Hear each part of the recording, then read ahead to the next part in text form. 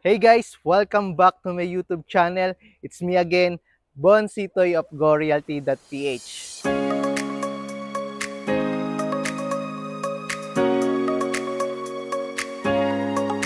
Today, let me show you one of our listing here in Santa Rosa City of Laguna. But before that, alam nyo ba na napakarami ng schools and universities kung saan natin pwede i-enroll yung mga kids natin?